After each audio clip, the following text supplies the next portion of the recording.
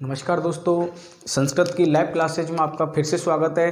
संस्कृत का जो चैप्टर चल रहा था अपना शब्द रूप चल रहा था और शब्द रूप के बहुवचन को हम क्लियर कर चुके थे। तो दोस्तों आज जो हम पढ़ने जा रहे हैं द्विवचन वाला जो चैप्टर है उसको पूरा करेंगे। एक मैं आपको द्विवचन शब्द रूप चाहे तो आप याद भी कर सकते हो, पर लेकिन सीख के जाना चाहते हो कि प्रश्न पेपर में गलत नहीं हो जाए तो वो भी आप लोग अच्छे से सीखो। द्विवचन की सारे के सारे शब्द रूप आज हम लोग आज की क्लास में क्लियर करेंगे।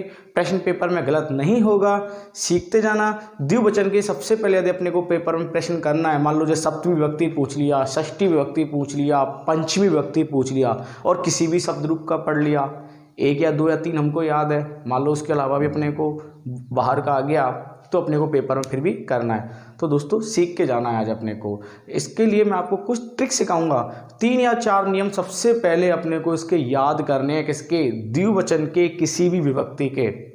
सबसे पहले अपन बात करते हैं शब्द रूप की। किसकी बात करते हैं दोस्तों?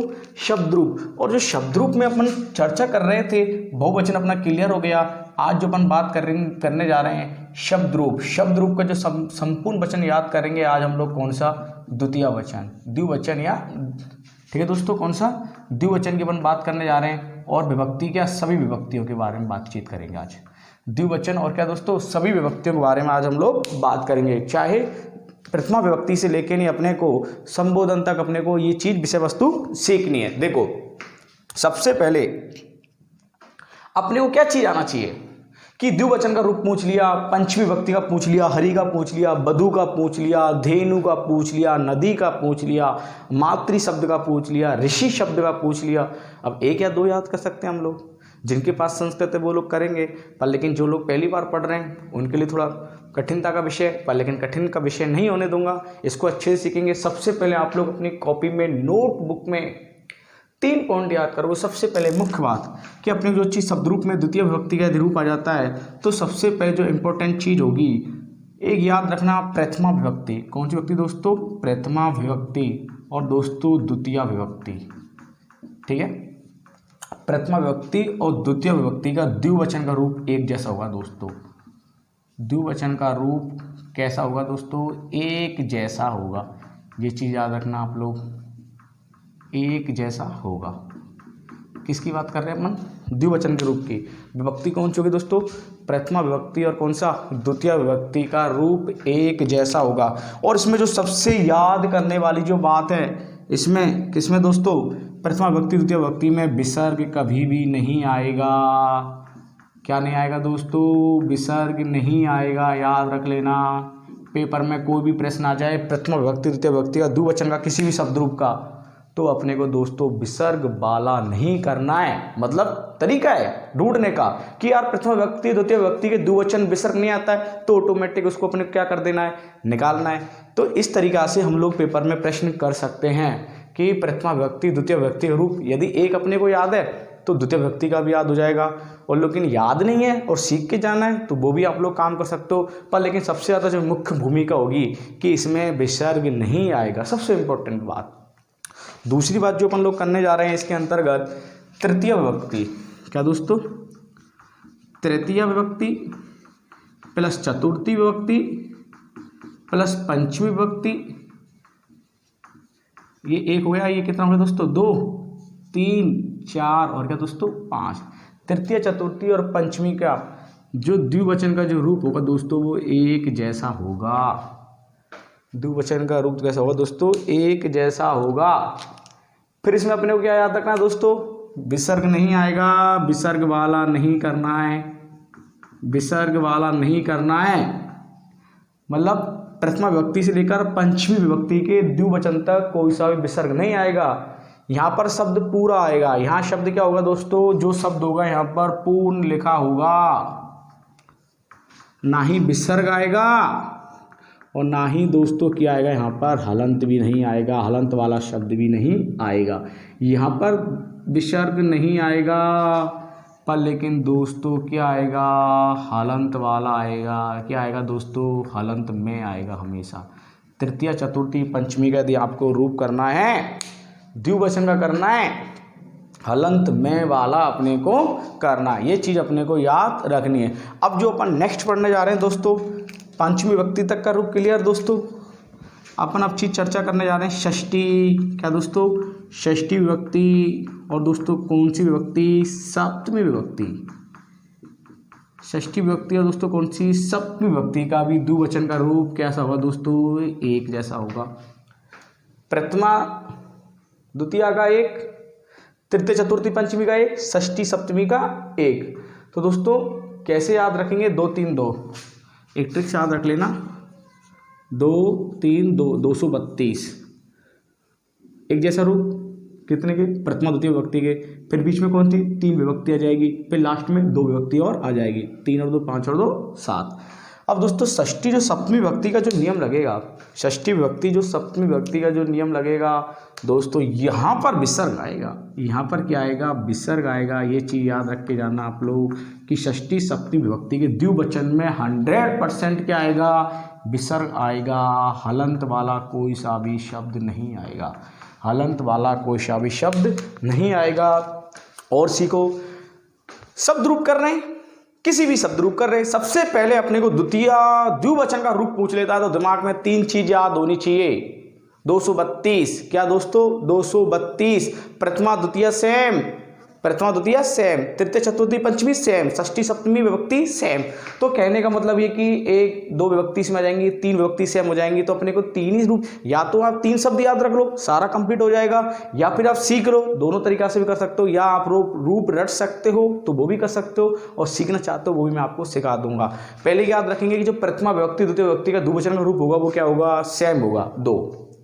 हलंत आएगा क्या, नहीं आएगा। विसर्ग आएगा क्या, नहीं आएगा। शब्द कैसा आएगा, पूर्ण आएगा। शब्द क्या आएगा दोस्तों, पूर्ण आएगा। अगली बात करते हैं दोस्तों, कितना शब्द आया, तीसरा, मतलब तृतीया चतुर्थी और कौन सी दोस्तों, पंचमी का द्विवचन का रूप भी क्या हो जाएगा, एक जैसा। क्या विसर्ग आएगा क्या, नहीं आएगा। क्या हलंत आएगा क्या, बिल्कुल आएगा। अब जो नेक्स्ट बात करने जा रहे हैं दोस्तों, 2 विभक्ति और सेम आएंगी, षष्ठी विभक्ति और क्या, सप्तमी विभक्ति। मतलब इसमें 100% दोस्तों क्या आएगा, विसर्ग आएगा। तो ये तीनों चीज़ों आप लोग क्लियर कर लेना। और दोस्तों क्या, हलंत नहीं आएगा। एक चीज़ और बचती दोस्तों अपने पास, संबोधन। क्या दोस्तों, संबोधन। उस चीज़ को भी मैं आपके सामने क्लियर कर देता हूं कि आपका पेपर में प्रश्न गलत नहीं आए, प्रश्न पेपर में आपका गलत नहीं होगा। सबसे इंपॉर्टेंट प्रश्न, संबोधन। कई बार पेपर में प्रश्न आया हुआ है कि संबोधन में कौन सी विभक्ति होती है, संबोधन में कौन सी विभक्ति होती है। लोग जबरदस्ती अष्टमी विभक्ति करके आते हैं। दोस्तों सूत्र संबोधने प्रथमा, संबोधने प्रथमा। दोस्तों हमेशा याद रखना, संबोधन में जो विभक्ति होगी वो और वो सिर्फ कौन सी विभक्ति होगी, प्रथमा विभक्ति होगी। ये चीज़ अपने को याद रख के जाना है। सूत्र से कौन सा सूत्र है दोस्तों, संबोधने प्रथमा, संबोधने प्रथमा। कि संबोधन में जो विभक्ति होगी दोस्तों वो हमेशा कौन सी विभक्ति होगी, सिर्फ और सिर्फ कौन सी होगी, प्रथमा। बस संबोधन चिन्ह लग जाता है, हे शब्द लग जाता है, अरे चिन्ह लग जाता है, वो शब्द लग जाता है, संबोधन जो चिन्ह होते हैं। अब आपको कुछ नहीं करना है, प्रथमा विभक्ति जो द्वितीय विभक्ति का जो रूप होगा, मतलब प्रथमा विभक्ति का, हमने अभी क्या बात कही कि संबोधन में विभक्ति होती है प्रथमा, जो प्रथमा विभक्ति का, प्रथमा विभक्ति द्विवचन का जो रूप होगा सेम टू सेम हो जाएगा, उसमें हे लगा देना, लास्ट में संबोधन चिन्ह लगा देना। जैसे मान लो प्रथमा विभक्ति द्विवचन का रूप क्या आता है, रामऊ, राम शब्द की अपन बात करते हैं, राम है रामऊ, तो दोस्तों हे लगा दो और बस क्या लगा दो, पीछे संबोधन चिन्ह लगा दो। तो प्रश्न आ जाए आपसे, संबोधन में कौन सी विभक्ति होगी, प्रथमा विभक्ति होगी, बस संबोधन चिन्ह लग जाते हैं। ये चीज़ भी मैं आपको पढ़ा दूंगा, याद रख लेना दोस्तों। एक विषय वस्तु याद रखा बता रहा हूँ, संबोधन में द्विवचन, प्रथम वचन की बात नहीं कर रहा हूँ मैं, एक वचन की बात नहीं कर रहा हूँ। संबोधन का द्विवचन और बहुवचन, बोर्ड पे लिख देता हूँ आप लोगों के लिए इधर साइड में, जो आपके इजी रहेगा। संबोधन का क्या दोस्तों, द्विवचन। ये नियम भी पढ़ के जाएंगे हम लोग कि संबोधन का क्या दोस्तों, संबोधन का द्विवचन और दोस्तों क्या, बहुवचन। प्रथमा विभक्ति के बराबर होता है, प्रथमा विभक्ति के बराबर होता है। बराबर का मतलब दोस्तों सेम होता है, बस बराबर का मतलब सेम होता है, हे शब्द लग जाता है। एक वचन नहीं होगा, एक वचन नहीं होगा संबोधन का, द्विवचन और क्या दोस्तों, बहुवचन प्रथमा व्यक्ति के बराबर होगा। सिर्फ ध्यान रखना, जैसे हम लोग लिखते हैं तब देखना दोस्तों, मैं आपके सामने एक शब्द लिख देता हूँ, अभी इसको साफ करके ने देखो। हम चीज चर्चा कर रहे थे अभी किसकी, संबोधन की। संबोधन में जैसे हमने लिख दिया अभी, मान लो राम शब्द के रूप में आपको याद है, एक छोटा सा उदाहरण आपको, राम है, पेपर में गलत नहीं करना है, राम है, रामो, रामा, आप लोगों को ये याद है। अब अपन को ये प्रथमा व्यक्ति हो गई। अब इसका अपने को संबोधन बनाना है। क्या बनाना है दोस्तों, संबोधन बनाना है। तो जो दोस्तों ये शब्द है बिल्कुल सेम नहीं होगा, ध्यान रखना, सिर्फ यही शब्द चेंज होंगे। प्रश्न आ जाए संबोधन की कौन से वचन सेम होते हैं, द्विवचन और कौन सा दोस्तों, बहुवचन, बस सेम टू सेम होते हैं। रामो लिख दो और दोस्तों हे शब्द लगा दो बस आगे, और पीछे संबोधन चिन्ह। ऐसे दोस्तों रामा और शब्द है, इसके आगे हे लगा दो, और क्या दोस्तों ये। अब मैं आपको द्विवचन के सारे शब्द रूप सिखा रहा हूँ आपको, आप अच्छे से सीखते चलना। ये चीज़ मैं आपको अभी और क्लियर करूँगा। अभी शब्द रूप अपनी क्लास नहीं हुई पूरी, शब्द रूप की लगभग दोस्तों 5 से 6 क्लास कंप्लीट होगी। सारे के सारे आपके सर्वनाम शब्द, हलंत वाले शब्द, ये संज्ञा शब्द और स्त्रीलिंग या नपुंसकलिंग शब्द, कैसा भी हो पेपर में अपना सारा की सारा प्रश्न सही होगा। अब बात करने जा रहे हैं दोस्तों अपन जीरो से। किससे बात करने जा रहे हैं, जीरो से। शब्द रूप देखो दोस्तों, अच्छे से सीखना आप लोग। मैंने आपके सामने चर्चा की, प्रश्न आ गया राम शब्द की द्वितीय विभक्ति द्विवचन क्या होगा। राम शब्द की द्वितीय विभक्ति द्विवचन क्या होगा। क्वेश्चंस को हल्का सा लिखूंगा दोस्तों समझाने के लिए। राम शब्द की क्या दोस्तों, राम शब्द की द्वितीय विभक्ति क्या पूछा दोस्तों उसने, राम शब्द की द्वितीय विभक्ति और दोस्तों क्या द्विवचन का रूप क्या होगा।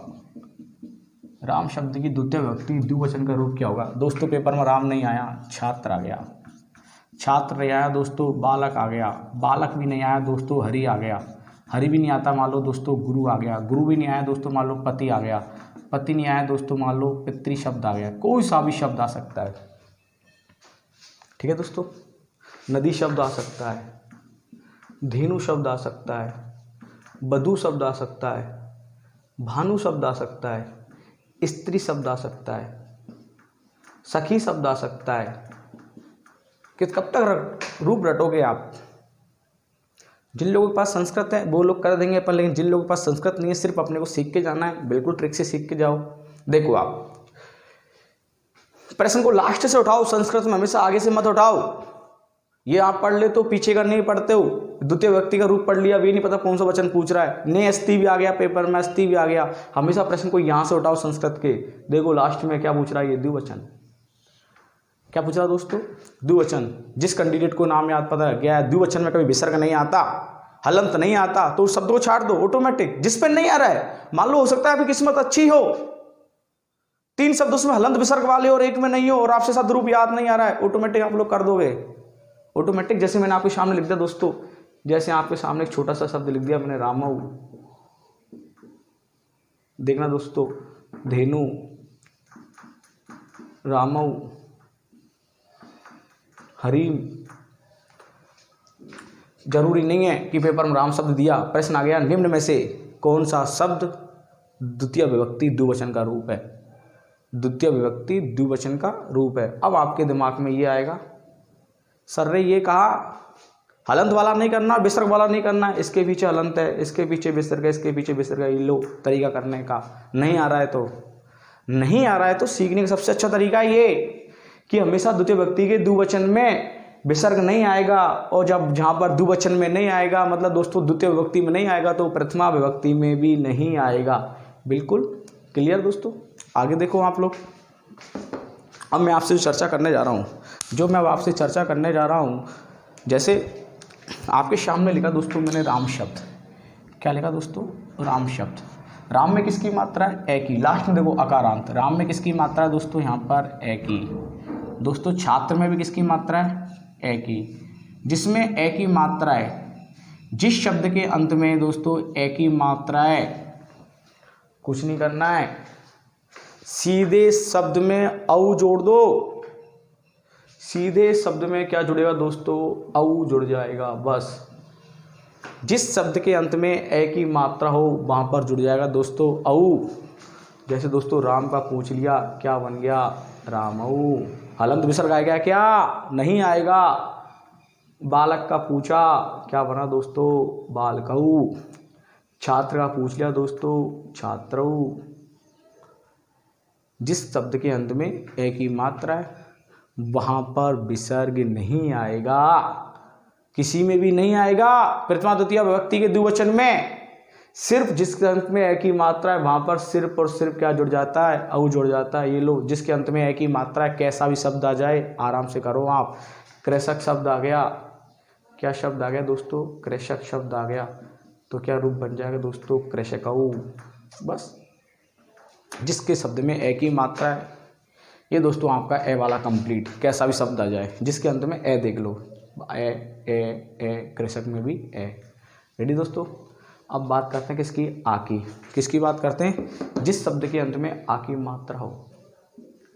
किसकी मात्रा हो, आ की मात्रा हो। किसकी बात करेंगे दोस्तों अपन, आ की मात्रा करेंगे। जैसे दोस्तों लता में आ रहा है आ, रमा में आ रहा है, छात्रा में आ रहा है दोस्तों। जिसमें आ की मात्रा है वहां पर ए लगा दो बस। जिसमें आ की मात्रा है उसमें क्या लगा दो, आ। ये दोस्तों लते, रमे, छात्रे। दोस्तों ये चीज भी आनी चाहिए, वाच्य परिवर्तन में काम आएगा, अशुद्धि संशोधन में काम आएगा। मालूम चल गया लते आ का ए हो रहा है, विसर्ग नहीं आ रहा है, हलंत भी नहीं आ रहा है, तो डेफिनेटली द्वितीय विभक्ति प्रथमा विभक्ति का द्विवचन का रूप है। और दोस्तों डायरेक्ट ही संबोधन पूछ लिया, डायरेक्ट ही क्या पूछ लिया, संबोधन। संबोधन का द्विवचन का रूप क्या होगा दोस्तों, क्या लगाना है, यही तो लगाना है बस। ये लो पीछे विसर्ग, हे लगाना है। ये लो दोस्तों पीछे संबोधन चिन्ह, हे लगाना है। मानता हूं दोस्तों ये वाला भी कंप्लीट हो गया होगा। रेडी। जिसके अंत में आ की मात्रा हो, आराम से करो आप ये सब। ए की मात्रा लगा दो, आ का ए बना दो। दोस्तों अभी और सिखाऊंगा आपको, एक्सरसाइज करवाऊंगा इसकी। जिसके अंत में ई की मात्रा है, छोटी ई की बात कर रहा हूं मैं। छोटी ई का मतलब दोस्तों, जैसे मैंने शब्द लिख दिया आपके सामने, हरी। क्या लिखा दोस्तों, हरी, कवि, पति, मति।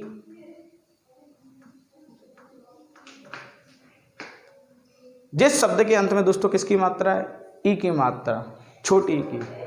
बड़ी की कर दो दोस्तों, द्वितीय विभक्ति प्रथमा विभक्ति द्विवचन में ई का क्या हो गया दोस्तों, हरी शब्द हो गया। और हलंत विसर्ग तो लगेंगे दोस्तों, कवि तो कवि, पति तो दोस्तों पति। कहने का मतलब ये है कि जिस शब्द में छोटी ई की मात्रा हो, या जिस शब्द में छोटा ऊ की मात्रा हो, वहां पर उस शब्द को दीर्घ कर दो।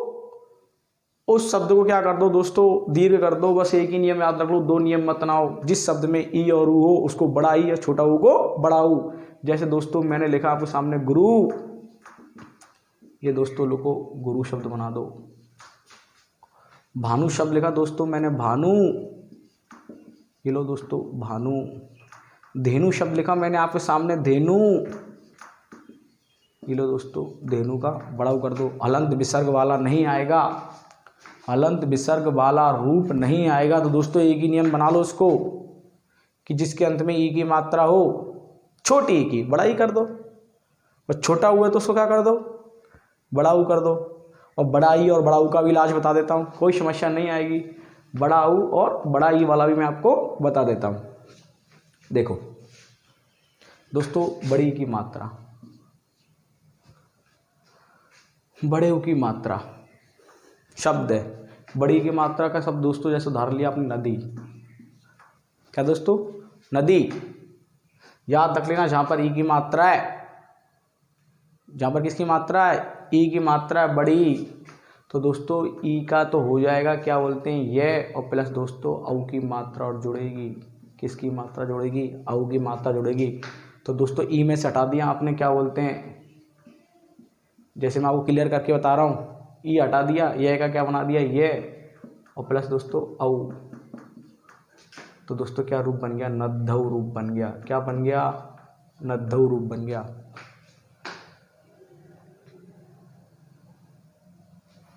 उवे, ऊ का क्या करना है दोस्तों, बस बे, ऊ क्या करना है, बे करना है। जैसे दोस्तों बधू शब्द है, क्या दोस्तों बधू शब्द है, तो ऊ का क्या हो गया दोस्तों, बे, और औ की मात्रा बदबऊ।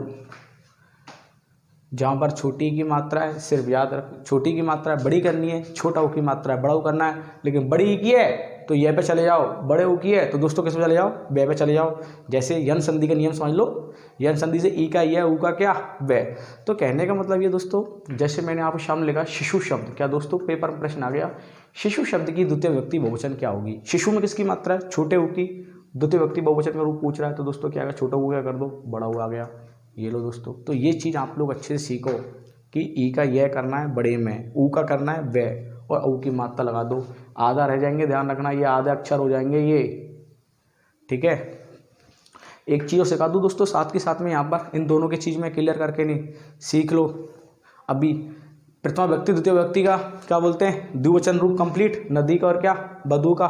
एक बात ध्यान रखना, प्रथमा व्यक्ति द्विवचन में 2 मात्राएं आएंगी। कितनी मात्राएं आएंगी, 2 मात्राएं आएंगी। मान लो इन्हीं का दोस्तों षष्ठी और सप्तमी का पूछ लिया, इन्हीं का दोस्तों षष्ठी और सप्तमी विभक्ति का पूछ लिया, दोस्तों क्या है, कुछ नहीं करना है, एक मात्रा को हटा दो बस, नद्धो रूप बनेगा। ये लो, बदबू का पूछ लिया दोस्तों, एक मात्रा को हटा दो। और दोस्तों मैंने आपको एक चीज़ सिखाई थी कि षष्ठी और सप्तमी विभक्ति के द्विवचन में 100% विसर्ग आएगा।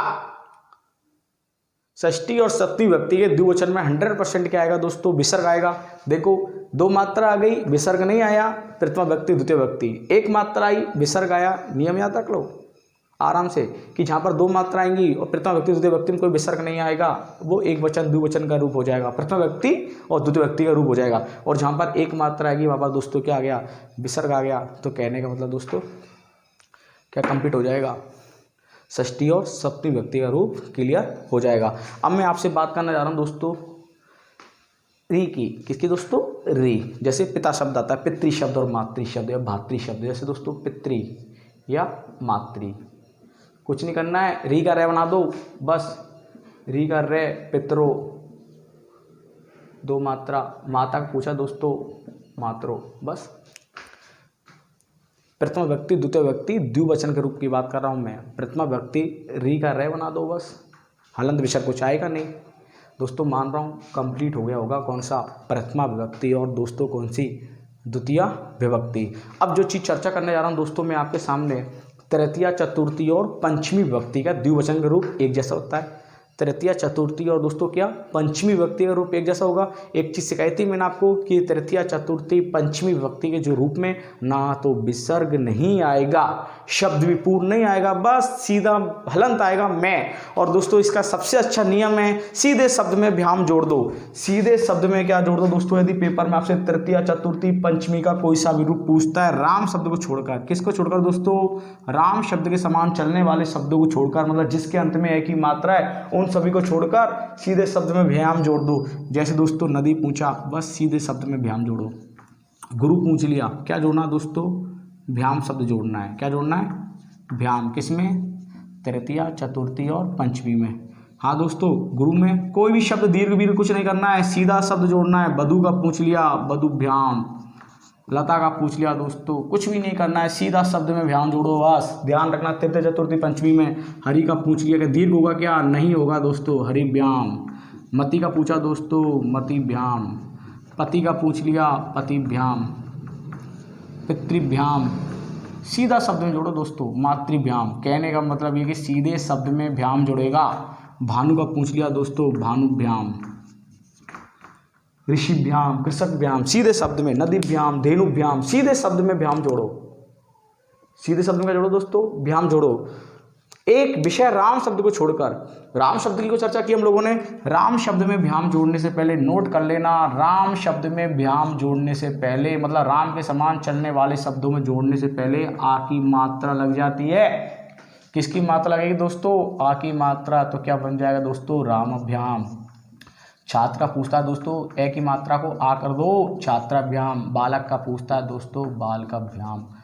तो पेपर में आपसे डायरेक्ट आ गया, छात्रा शब्द का क्या होगा, छात्रा शब्द का तृतीय चतुर्थी पंचमी विभक्ति क्या होगी, डायरेक्ट ही भ्याम जोड़ दो बस। कहने का मतलब है कि राम शब्द के समान चलने वाले शब्दों में भ्याम जोड़ने से पहले आ की मात्रा आ जाती है। किसकी मात्रा आ जाएगी, आ की मात्रा आ जाएगी, और किसी में नहीं आएगी। ये आपका तृतीय चतुर्थी पंचमी विभक्ति क्या हो गया दोस्तों, कंप्लीट हो गया। अब बची दोस्तों आपकी कौन सी विभक्ति, षष्ठी और कौन सी, सप्तमी। षष्ठी और दोस्तों कौन सी विभक्ति बची, सप्तमी बची, उसको भी अपन लोग कंप्लीट कर लेते हैं 5 मिनट में, वो भी कंप्लीट हो जाएगा। और आप लोग अच्छे से एक्सरसाइज करो, आपका कोई भी प्रश्न गलत नहीं होगा। और जिसका कोई भी प्रश्न गलत होता है आप मेरे व्हाट्सअप नंबर 9828936493 पर आप लोग बिल्कुल प्रश्न को क्लियर कर सकते हो, या कमेंट बॉक्स में भी आप लोग शब्द को लिख करके आराम से पूछ सकते हो। दोस्तों बात करने जा रहे हैं किसकी, षष्ठी और सप्तमी विभक्ति द्विवचन की। षष्ठी विभक्ति और सप्तमी विभक्ति दोस्तों, जिस शब्द में एक ही मात्रा है उसमें योग, और मुख्य बात षष्ठी सप्तमी विभक्ति का अपन वचन करने जा रहे हैं द्विवचन, एक जैसा है। तो कौन सा वाला करेंगे, हलंत वाला, विसर्ग वाला, विसर्ग वाला।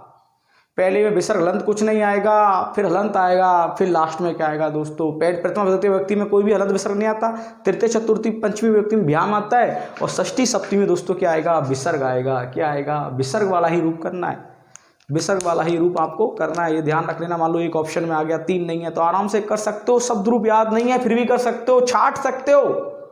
ये तरीका होता है दोस्तों पढ़ने का, याद करने का, सीखने का तरीका होता है, न कि रटने का। आपको बार बार क्यों कहता हूँ, सीखो। देखो दोस्तों अपन बात करने जा रहे हैं जिसके शब्द में एक ही मात्रा हो, उसमें दोस्तों षष्ठी सप्तमी विभक्ति में यू आ जाता है। क्या आ जाता है दोस्तों, यू आ जाता है। कहने का मतलब यू आएगा और दोस्तों क्या आएगा, पीछे विसर्ग आएगा, तो क्या रूप बन गया दोस्तों, रामयो। छात्र शब्द का पूछ लिया दोस्तों, क्या, छात्रियो।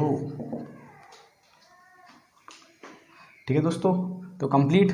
जिसमें आ की मात्रा है इसमें भी यू आएगा, पर लेकिन आ में से ए हट जाएगा। इंपॉर्टेंट चीज है, आ में से क्या हट जाएगा, ए हट जाएगा। तो दोस्तों लता शब्द का क्या बन जाएगा, लतियो। और दोस्तों क्या, रमियो। तो दोस्तों ये चीज भी अपने को पढ़ के जानी है।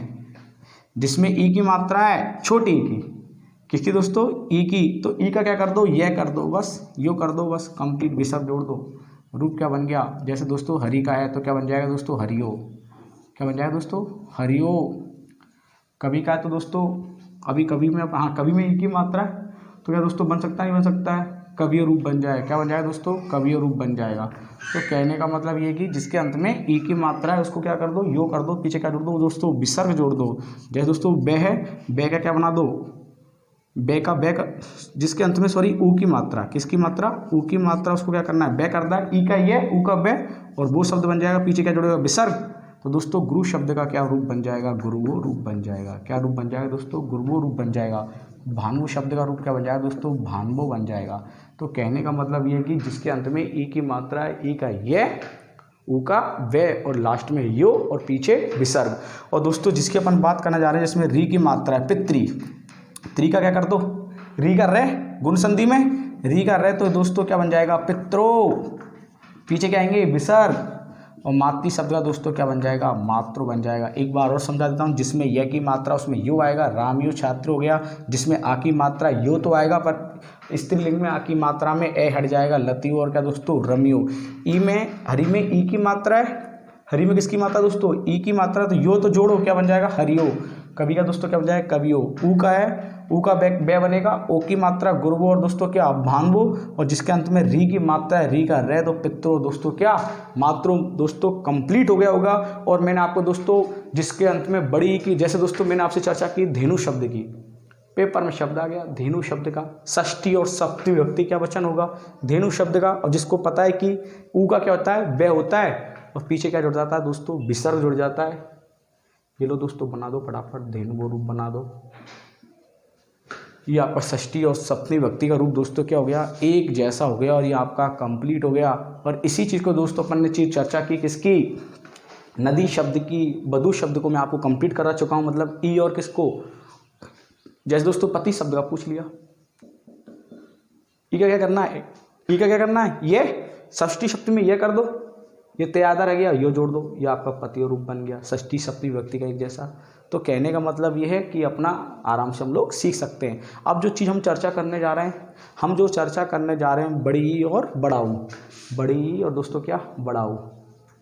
जैसे दोस्तों मैंने आपकी बातचीत की नदी शब्द की, और दोस्तों वधु शब्द पेपर में आता है, ई का क्या करना है, यह करना है बस। पर दोस्तों दो मात्रा नहीं आएंगी, ध्यान रखना, षष्ठी सप्तमी विभक्ति में दो मात्रा आती ही नहीं है। षष्ठी सप्तमी व्यक्ति के द्विवचन में कभी भी दो मात्रा नहीं आएंगी, सिर्फ प्रथमा व्यक्ति द्वितीय व्यक्ति में ही आ सकती है। जैसे राम आ गया, इसमें दो वचन वाला कभी करना ही नहीं है, किसी में भी दो मात्रा नहीं आएंगी। जैसे मान लो दोस्तों हरि वाला आ गया, पेपर में आपको दो मात्रा दे दिया ऐसे हरियो, और एक दे दिया दोस्तों हरियो। दोस्तों कौन सा राइट है? एक मात्रा वाला। ये भी चीज़ अपने दिमाग में नोटिस याद रख के जाना, षष्ठी सप्तमी व्यक्ति में दो मात्रा कभी नहीं आएंगी, सिर्फ ओनली एक ही मात्रा आएंगी। जैसे दोस्तों नदियों आ गया, तो ये दोस्तों नदियों ऐसा भी आ सकता है दोस्तों, और दे और ये मिला के नहीं भी आ सकता है। बधु शब्द का दोस्तों बै कर दो, ये लो दोस्तों, ये कंप्लीट हो गया आपका षष्ठी व्यक्ति। और क्या दोस्तों सप्तमी व्यक्ति, मान रहा हूँ आपके आज द्विवचन कंप्लीट हो गया होगा सभी व्यक्तियों का।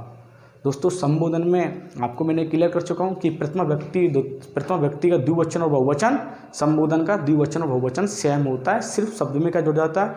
हे जुड़ जाता है। दोस्तों क्लास को अच्छी लगी है लाइक करो सबसे पहले, और चैनल सब्सक्राइब नहीं किया तो सबसे पहले चैनल को सब्सक्राइब करो, क्योंकि आपको सारी की सारी वीडियो आपको इसी चैनल पर मिलेंगी। और सबसे इंपॉर्टेंट बात, आपके अब जितने भी सारे शब्द रूप है उनको थोड़ा सा निगाह में डाल के ने एक बार एक्सरसाइज कर लो, स्क्रीनशॉट ले लो। कहने का मतलब ये कि जो अपन लोग पढ़ रहे हैं उनसे नियम शुभ बन रहा है या नहीं बन रहा है। तो दोस्तों मान रहा हूँ क्लियर हो गया होगा। क्लास अच्छी लगी है तो दोस्तों जरूर शेयर कीजिए दोस्तों, नेक्स्ट क्लास कल का आप वेट कीजिए। Thank you.